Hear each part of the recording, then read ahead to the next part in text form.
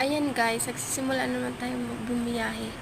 Alam nyo guys kung paano biyahe tayo papunta sa back to work ulit tayo guys after 3 days na pahinga. Ayan guys.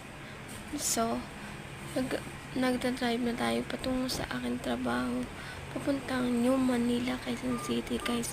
Sobrang layo pa ng aking biyahe.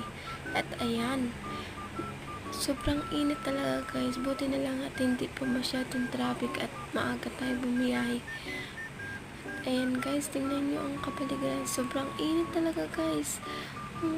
Kung mamaya pa naman ako bibiyahe, mas mahirapan akong makarating kasi sobrang traffic na guys. Before mga pasadong 3 o'clock is medyo traffic na in the EDSA. Buti na lang at mas mabilis ako nag-joyride lang tayo guys. Enjoy and subscribe my YouTube channel.